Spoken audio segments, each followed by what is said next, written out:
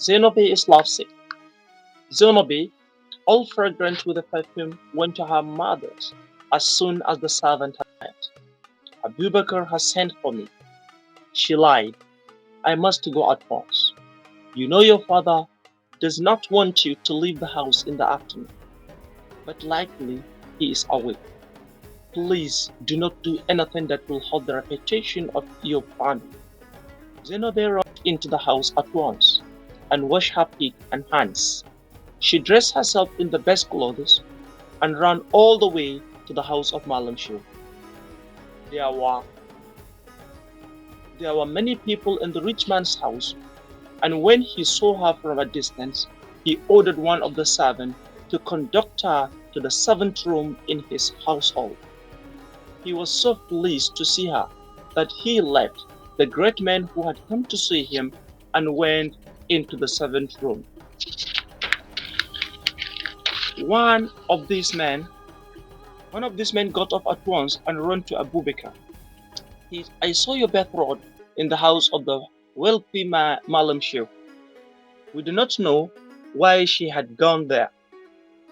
Meanwhile, she greeted Malam Sheikh greeted the girl and told her Malam Shehu, I beg your pardon, Malam Shehu greeted the girl and told her that she had been wounding him. I have no time for long words, said the girl. I left home under a pretext. My father has forbidden me to come out in the afternoon. He will be very angry if he finds out that I left home. Say what you have to say and let me go. Why do you speak to me like that? Do you not like me? If I dislike you, I would I leave my home to come alone to your house? Tell me what you have to say. The time is short. Malam Shehu said, I want you to be my wife. Zainobi laughed. The question of marriage cannot arise between us. Remember, Zainobi, that Abu is a poor man. If you marry me, you will be free from want. Your parent will have everything the money can buy. My parents have never depended on your money, depended on you for money. So don't talk like that. I beg of you. All blessing came from above. You have been blessed with money, but there are people who don't know if but there are people who do not know of it, nor do they even care. Your riches mean nothing to their lives. Malam Shehu was baffled. The girl held him and the girl held him and riches in contempt. For a moment he gazed. He gazed at her, then he remembered the scent Malam Sambo had prepared for him. Take this, he said, offering some more of it to her. Surely you cannot refuse this. It is money, but a scent of no consequence. It is a shame that you should visit a poor man, a poor person like Malam Shehu. You should visit a person like Malam Shehu and go away empty handed. The charm of the scent changed Zainab's mood. She took it from him and went home. Fortunately, her father had not returned, but she learned that Abu had called in her absence and had been waited for her and left without seeing her. Now chapter 4. A cloth in the marketplace. Zainab's mother asked her where she had been, and she said she had been to the house of Abu Bakr. That is a lie. Abu has been here all the time waiting for you to return. Zainab stamped her foot angrily. So it has come to that. He follows me around to know where I have been. Is that it? I know that Abu has been waiting for an excuse to quarrel with me for a long time now. You say I have not been to see him. Is that I have not been to see him. Was it not he who gave me this scent? Let me see, said the mother. She took the scent and smeared some of it on her face. Then she then smiled affectionately when she speaks again. Zenobe was surprised to note the change of attitude. I have been waiting to tell you something. You I have been waiting to tell you something, she confided. Some time ago, the Shehu sent for you, but I didn't tell you. I didn't tell you what he wanted with you because your father was so angry with him. Actually, the Malam wants to marry you. I don't see any reason why you shouldn't. Of course, people, of course, people will, of course,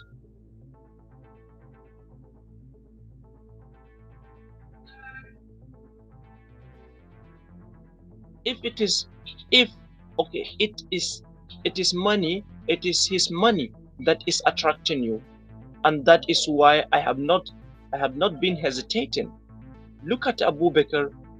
He has spent his time with us ever since he was a child.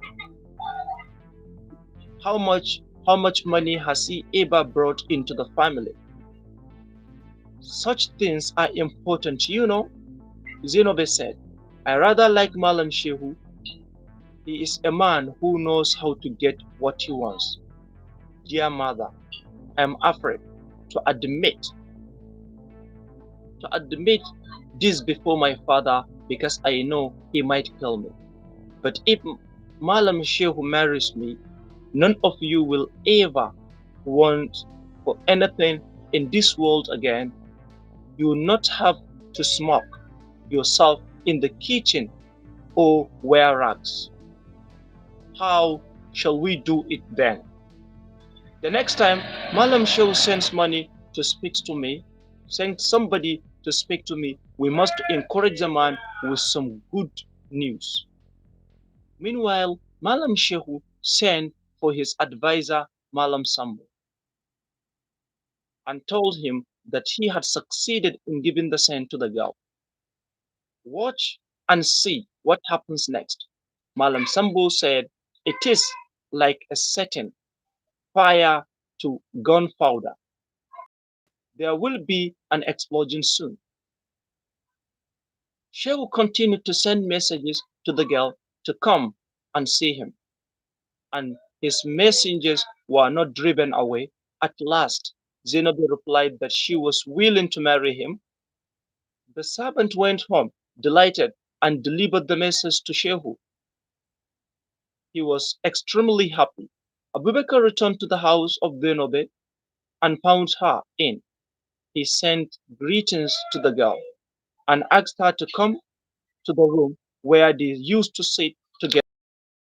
A long time she did not appear, and when at last she came, her face was long and sad,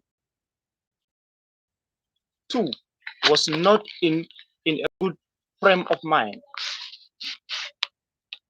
They sat for a long time. Then Abu asked, why don't you greet me? Excuse because you don't seem pleased with me. It is written in your face. If you have anything to tell me, do so. I'm doing some work in the house with my mother. You have never spoken to me before in this manner, Zainab. Have you ever come here at such an awkward time? There is no clock for me in the house. In this house, it has always been open to me all at all hours of the day. I know that, but I'm working now. Tell me what you want to say. I'm very busy now, and if you have nothing to say, let me go. Abubakar was silent, trying to control his rising temper. I heard that you want to visit the richest man in this district. I know it is as soon as you entered his Zori, nothing is hidden under the sun. I ran here, I ran here, but I ran here at once and asked your mother where you had gone. And she told me that you have been to see me.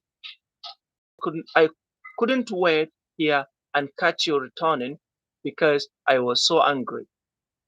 If I had been able to control myself, I might have waited here and seen you return. Then I should have flogged you thoroughly. Had come has come to flog has it come to flogging? Yes, I have had such talk before about your mammon, and when I asked you, you deny it. I gave you a proverb which you said you did not understand. Remember? Remember the proverb and the answer I gave you when you had explained it to me.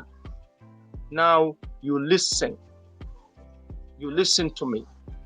When a trader has got hold of some good clothes and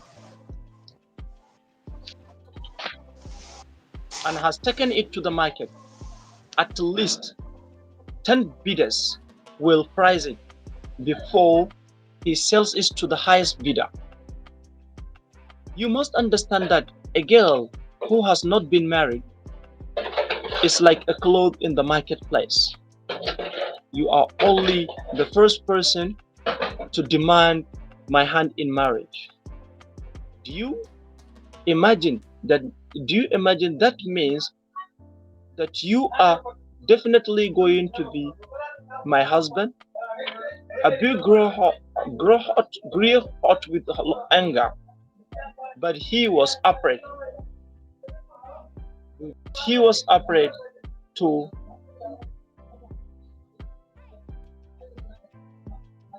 raise the father of the girl by flogging her. Leaving her abruptly, he went to her father and laid his complaint before him. Don't worry, said the old man. My wife and I will never change towards you. Death is the only agent that will prevent you marrying Zenobe. Do not have foolish fears. Do not have foolish fears like a little boy. Is Zenobe not my daughter? Must she not do my will? I agree with you in many ways, Father, and your words bring me hope. But I must tell you that Zenobe is not going to marry me. I have read it from her ways. Don't don't say that again. Since I have been coming here, I have always regarded you as a father. Have I never have I ever before spoken in this manner to you? But listen, Zenobe has just told me her mind, and I understand proverbs. What proverbs have you in mind? Well, Zenobe told me that she is like a cloth in the market. That is not that it is not everybody who offers a price for her that will get her. The old man's eyes kindled with anger. He sprang up to call the girl's mother, and at that moment she heard a quick movement behind the door. Who is hiding behind that door? Who has been listening to our talk? He went behind the door and looked, but saw nobody. And a moment later, the girl joined him. Zenobi, what did you say to Abu? I told him that a woman without a husband is like a cloth in the market. The first man to woo her may not be may not be the one who will marry her. Are you in your senses? Why? Shouldn't I be in my senses? Then, okay, the old man seized a cane and began to thrash her. She cried aloud, and her mother came in.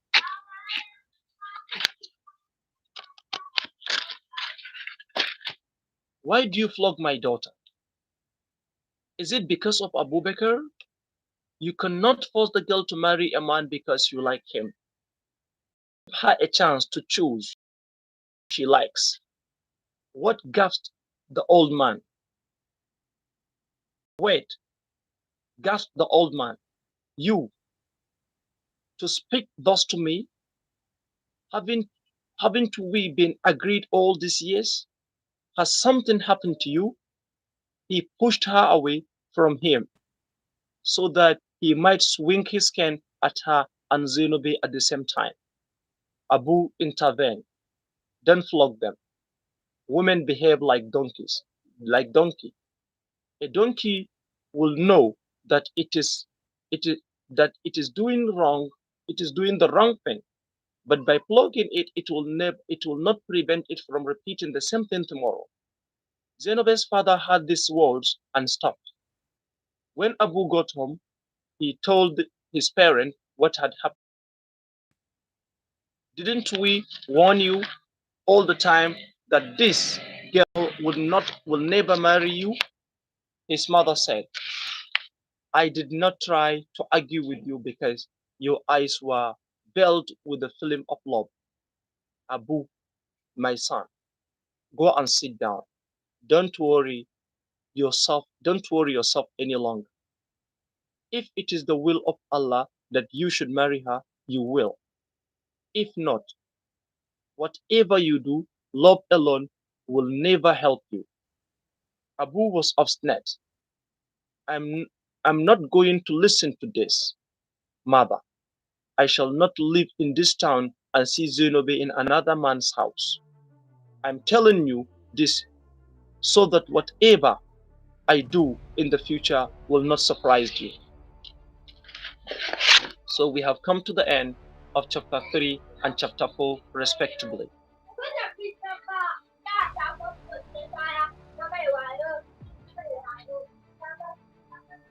So now we are live, as you know, with the Musa text, that is Ahmad Musa, and maybe probably he may have something like to discuss or like something to add about what we just read.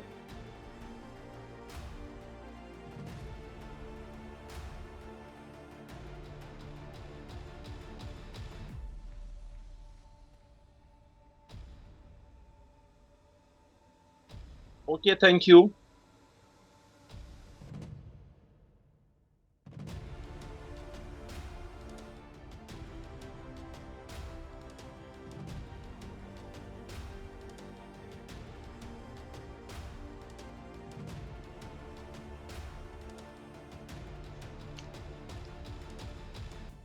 No, I'm sorry, I didn't catch your words properly.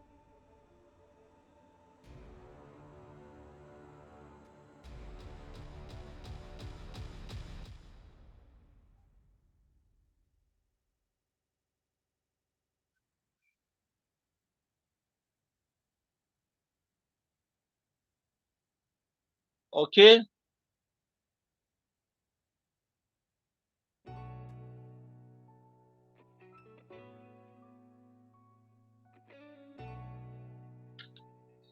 okay. So number one, we have the title of the chapter is Zenobe is lovesick. So lovesick, the word lovesick is to love someone who doesn't love you. Is to love someone who doesn't love you. Meaning in Hausa, some masu wani. And then we have servant, someone that works for you for money. Ɗan aikenka. And then we have household, the house where you live with your family, or in which where you live with your family. Gidan da kake zaune da iyalanka. And then we have something like laughed. If something good happens, to you, then you laughed. Kaidaria. Then we have greeted. Yes. Exchanging pleasantries. Gaiswa. And then we have wounding, where he said and told her that she had been wounding him. Wounding, like causing injuries. Sanya you wounding kina cutar da ni. And then we have pretext. Pretext means false. Abin da yake ba na gaskiya ba. Inda ta ce, I left home under a pretext. And then we have blessed. Blessed like albarka. And then we have consequence, like with no reason. So ba dalili. Ko sakamako. And then we have absence. So yeah, lokacin da baka nan. So these are some of the words.